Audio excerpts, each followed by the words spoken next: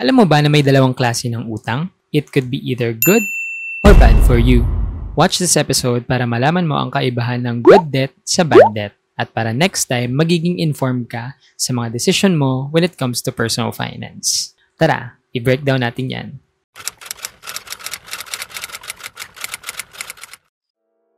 Hello friends! Welcome back to my channel. My name is Rob, your personal finance guide. It's been a while and ang dami ko ng utang sa inyo. So, I really took a break to process things for myself. And ayoko naman kayong bigyan ng episodes tapos hindi ako okay. So, ayun, nagpahinga ako for about a month. So, soon kapag na-process ko naman na yun, I think i-share ko rin naman sa inyo eventually. But anyway, that's another kwento for another episode. So, before we start this episode, let me just share that 91.8% ng nanonood sa channel na to ay hindi nakasubscribe. So, if you enjoy my episodes, please hit that subscribe button para mas maraming Filipinos yung maabot natin through financial literacy.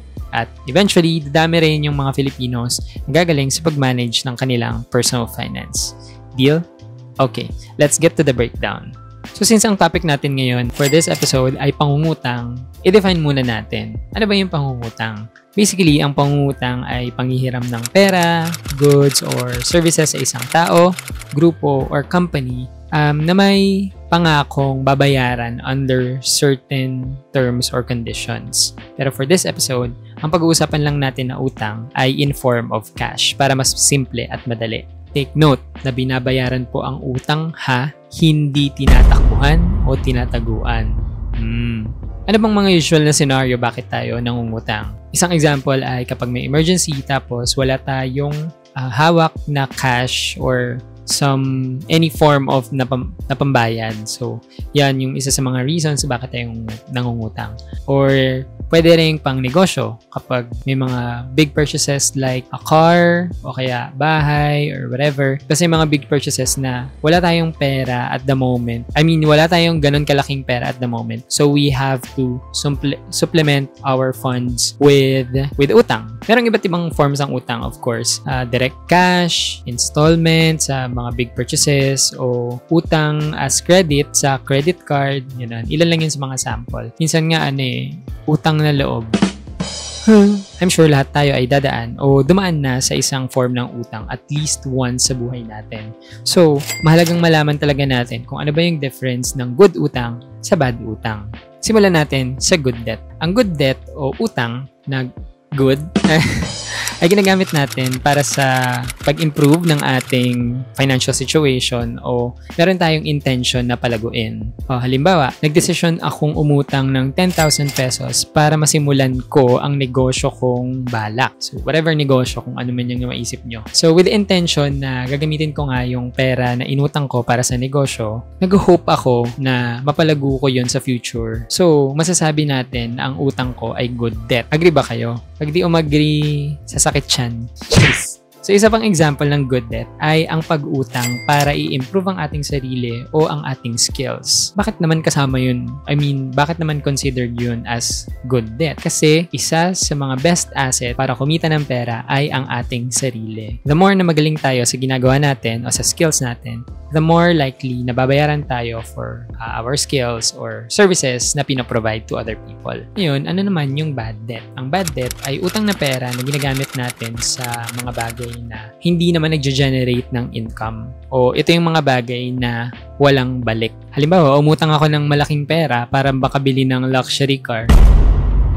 Hindi. So, example na lang natin, luxury payong. So, halimbawa, umutang nga ako ng pera para bumili ng luxury payong. Pero, ang purpose ko lang for this utang at pambili ng luxury payong is for aesthetic purposes. Of course, yung mga luxury items or yung mga bagay na hindi naman nagge-generate ng income or, I mean, hindi natin ginagamit to generate income, nagde-degrade yan over time kahit anong gawin natin. So, kung in a sense, nawawalan ng value, di ba, yung binili nating gamit from its original price. Actually, ganun din naman di ba? Kung narinig nyo na yung concept na kapag labas pa lang ng kotse sa kasa, ano na agad, degraded na agad. I mean, mababa na agad yung value nun. So, hindi mo na siya ma-resell from its original price. So, ganun lang din siya basically. So, ayun nga, balik nga tayo sa inutang kong luxury payong. So, ang ending nun, babayaran ko kasi yung isang buo kong inutang plus the interest. Tapos, kahit pa umabot doon sa point na gusto ko nang ibenta yung luxury payong, again, katulad nga ng concept na nagde-degrade yung amount or yung value ng mga bagay na yon kapag binenta natin. Doon na pumapasok yung concept na nawawalan ako ng pera. Gets nyo ba? Basta malaki na kayo. Basta alam nyo na yan. So, that way, I think makakonsider natin yun na bad utang kasi hindi ko nga naman intentionally binili yung payong para kumita, kundi for the show lang.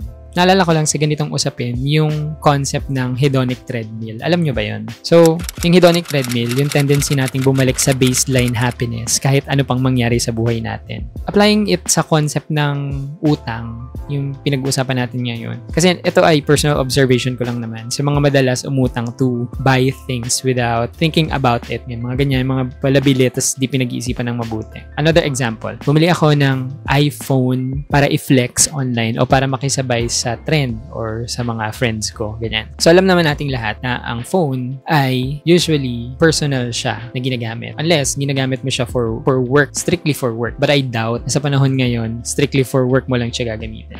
Tapos halimbawang wala akong immediate budget para bilhin yung iPhone na yon, pero meron akong access para mangutang. Then susundin ko yung cravings ko to get that without even thinking about it. Dahil nga dun sa hedonic treadmill na concept, masaya ako sa moment na binili o inutang ko yung phone. Pero after 1 week or 2, mag-normalize na lang yung feeling ko about my phone, towards my phone, gano'n. So, try mo i-observe sa mga bagay na binibili mo, di ba? Sobrang saya kapag newly acquired mo lang yung mga gamit. But over time, in a short span of time, babalik na siya, parang no-normalize na siya. So, soon, kapag na-stimulate na naman yung utak natin to crave buying new things, edi it will be a perfect recipe for bad debt, di ba? Tuloy-tuloy lang yung pag-acquire ko ng mga gamit habang lumulobo yung utang ko if hindi natin pag-iisipan na mabuti. Yun nga, dahil aesthetic purposes lang or flex lang yung plan natin for that purchase, hindi na mababalik sa atin yung value na inutang natin. Pero baka naman magsabi kayo dyan, KJ mo naman. Ganyan.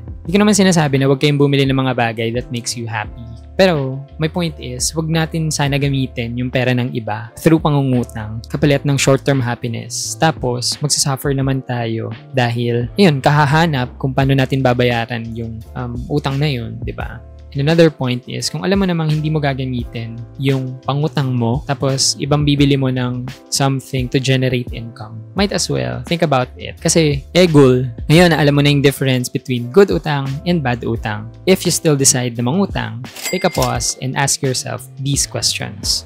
Flash ko sa screen, number 1. Kailangan ko ba talagang umutang? O, next na question, kapag nalaman mo na kung kailangan mo ba talaga, para saan ako uutang? So, take note na magkaiba po ang wants sa needs. So, if it's for emergency purposes, tapos yun nga, wala nga tayong pambayad immediately, then I think that's one valid reason. And number 3, kung kailangan mo ng mangutang, kailangan mo na ba ngayon? As in, ngayon na. Pag-isipan natin yung urgency ng matter. Number 4, next na itatanong mo is magkano yung uutangin mo? And lastly, kapag alam mo na kung magkano yung uutangin mo, ito yung pinaka-final na parang filter natin before we take debts. Tanungin mo yung sarili mo kung kaya mo bang i-manage o ultimately bayaran yung utang mo. Kasi kung hindi, ay talaga, yan yung pag-isipan mo para hindi ka malubog sa bad debt. Personally, hindi ako umuutang ng walang pambayad. So kapag umutang ako, I make sure na ready na yung pambayad ko. Oh, wait lang.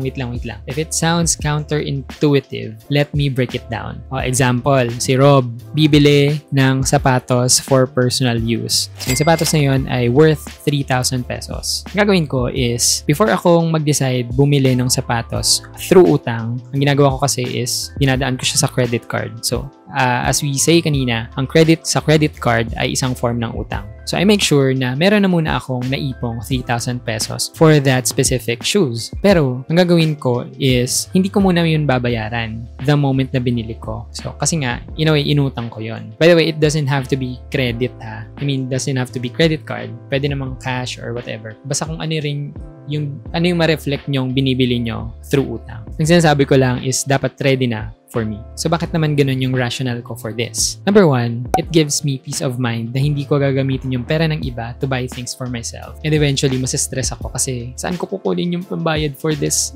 purchase, ganyan. Number two, sa aking reason, bakit ganun yung ginagawa ko, it gives me buffer and flexibility na gamitin yung pambayad ko sa sapatos if something more urgent happened between the days of my purchase and my due date. Lahat naman niya may due date sa mga utang, di ba? Basta, yung 3K na yun is, na pambayad ko sa sapatos is papalitan ko or like, i-replace ko yun as soon as possible. And number 3, honestly, hindi ko pa kasi alam kung paano mag-leverage ng utang. So, basta may mga personal yan sa akin. Pero, yun. So, I'm keeping it as conservative as possible. Ayaw ko naman mag-invento ng mga ways how to optimize utang. Tapos magmamagaling ako, hindi ko naman pala talaga alam, di ba? Ayoko naman yan sabihin sa inyo. Pero, hindi ko naman sinasabing this is the only way para mangutang o katulad nga ng sinabi ko kanina, hindi porket uutang, dapat lahat ng purpose nun is income generating. So, sinishare ko lang yung mga bagay na ganito sa inyo because it takes a certain level of discipline and self-control to be able to do this. Pero di ko naman sinasabi na hindi nyo yun kaya. Of course, based on my experience, yung ganitong klaseng